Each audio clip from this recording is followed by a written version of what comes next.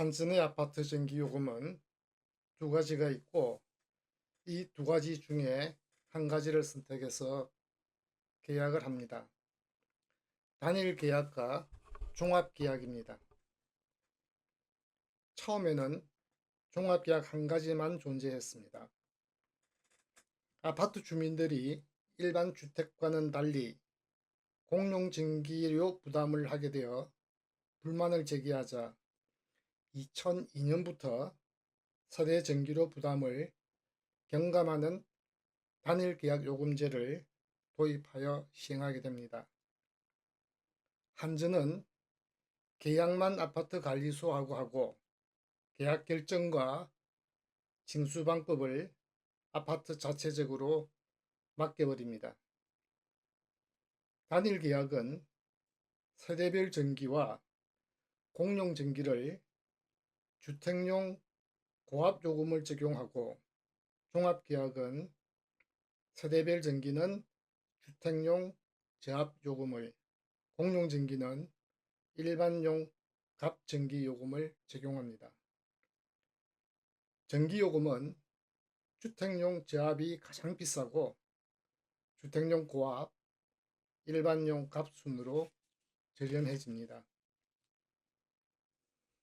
이런 요금 체계를 가지고 각 아파트에서는 세대수, 사용량, 시설 노후 등등을 따져서 주민의 의견을 물어 결정하게 되는데 통상적으로 공용전기 사용량이 전체 사용량의 약 30% 미만일 경우 단일 계약이 유리하다고 판단하고 있습니다. 우리 아파트는 500가구 미만의 신축 아파트이며 특히 지하 주차장이 한 개 층만 있는 구조로 공용전기 사용량 비율이 낮아 단일 계약이 유리하다고 판단하여 2023년 9월부터 단일 계약을 체결했습니다. 11월까지는 단일 계약대로 주택용 고압요금을 적용하다가 11월 관리규약 개정 시 상세한 설명과 유불리에 따른 의견 수렴 없이 설거머니 끼워 넣어 개정한 후 12월 요금부터는 주택용을 저압요금을 적용하여 약 20% 이상 요금을 초과 징수하고 있습니다. 12월 세대별 전기요금 급증에 따라 2024년 2월 25일경 관리소장과 면담을 했고 세대별 20% 초과 요금을 징수해도 공용전기로 요금이 상쇄되어 불리하지 않고 단일 계약 요금대로 요금을 징수하면은 전기요금을 적게 내는 세대가 불리하게 되어 민원 조정 차원에서 결정했다고 논리에 맞지도 절차에 맞지도 않는 억지 설명과 아울러 손해보는 돈이 있으면 소장이 변상하겠다는 황당한 얘기에 이 문제를 제기하기에 이르렀습니다. 전기요금은 여름 계절과 기타 계절로 나누어 징수하고 있습니다. 하절기에는 에어컨을 사용하는 관계로 일부 구간 조정을 해주고 있고 3단계 구간으로 통상 301km에서 400km 구간이 보편적으로 일반 가정에서 많이 사용하는 전기량입니다. 저압요금은 고압요금에 대비해서 약 20% 비싼 요금이고 하절기에는 450km 구간에 약 26% 비싼 요금을 부담해야 합니다. 저압요금을 계속 적용하면 여름철 초과 징수는 늘어나고 공용전기에 상쇄되는 금액은 늘어나 2월 약 15,000원대에서 4월 8,000원대, 하절기에는 5,000원 이하로 심지어는 공용전기가 재료가 되는 왜곡 현상이 눈에 뻔히 보입니다.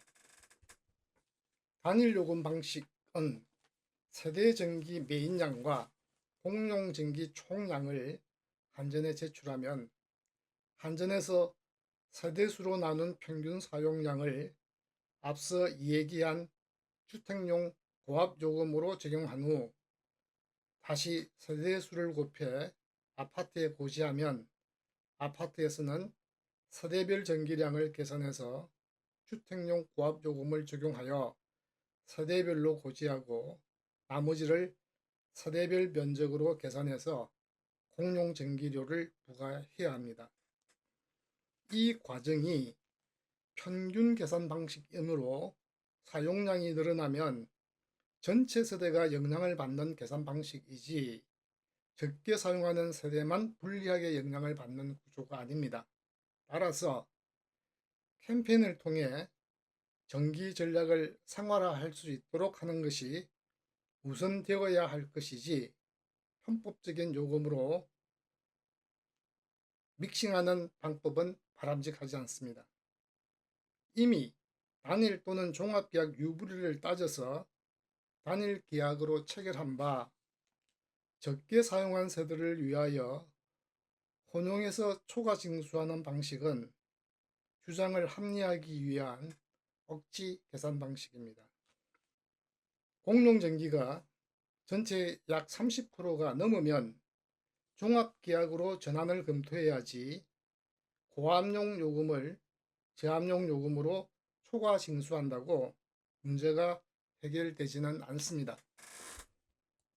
세대전기와 공용전기는 엄연하게 관리 주체가 다릅니다. 각 세대는 세대에서 사용하는 전기를 책임 있게 관리하고 사용량에 따라서 규정된 요금을 납부하면 됩니다.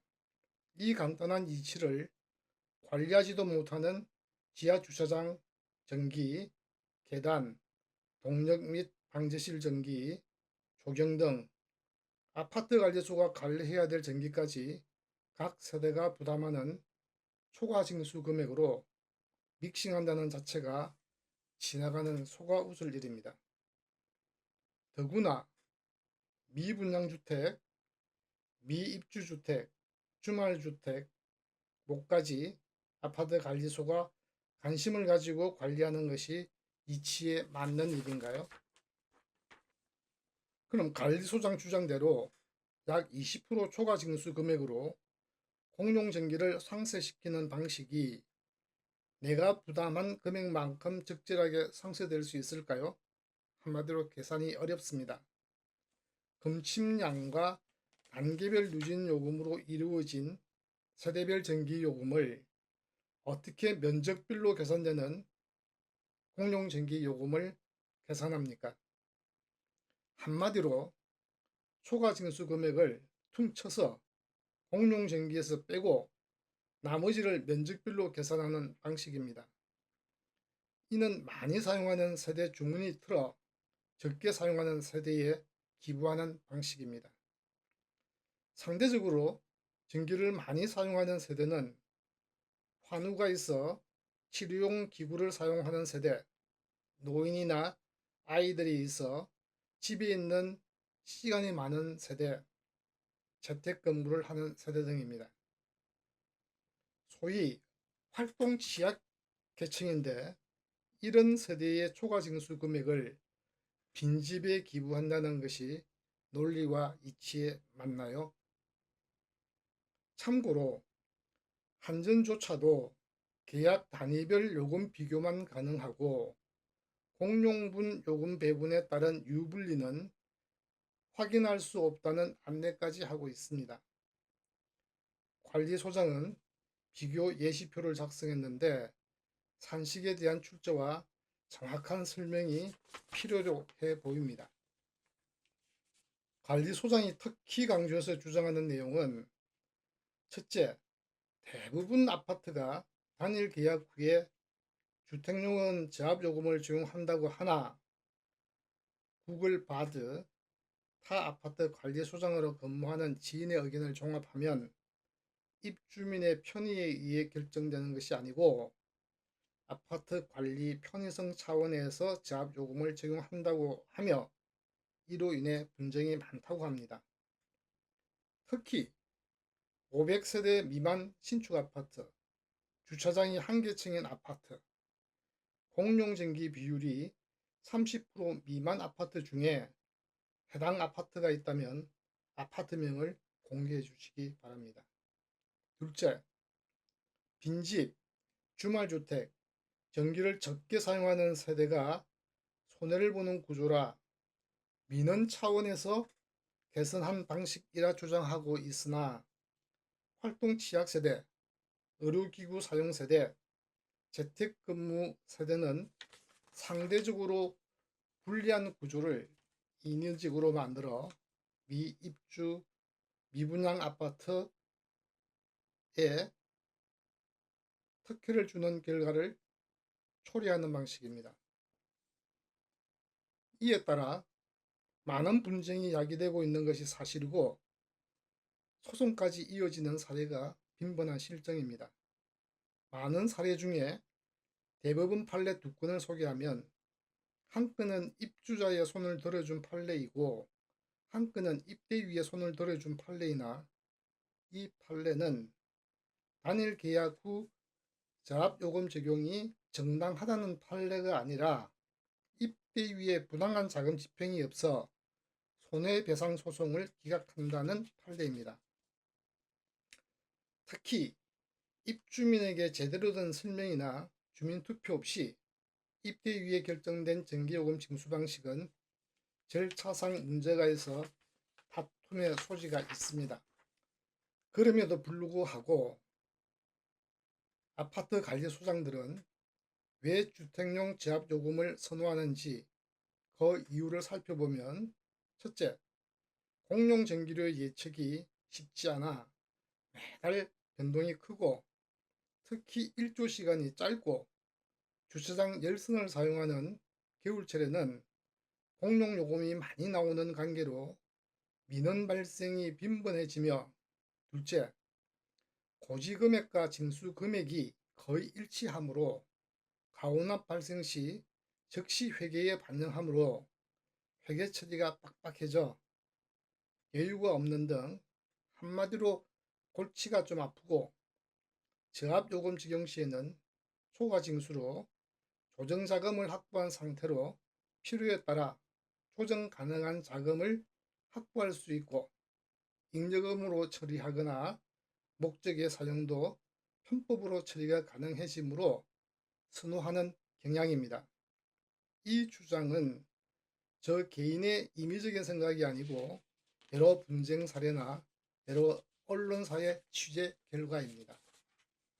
공용전기료가 부담이 되면 검토 후에 종합계약으로 체결하는 것이 합리적이나 우리 아파트의 조건은 단일 계약이 유리한 입장이므로 한정가의 계약대로 주택용 고압으로 개선함이 바람직하고 세대는 사용량만큼 납부하고 공용전기는 면적별로 납부하는 방법이 원칙입니다. 따라서 여러 논리에 맞지 않는 주장으로 절차상 문제가 있는 전기요금을 즉각 중지하고 단일계약 원안대로 집행할 것을 촉구하고 굳이 현 방식을 고집한다면 주민투표로 결정하시기 바랍니다.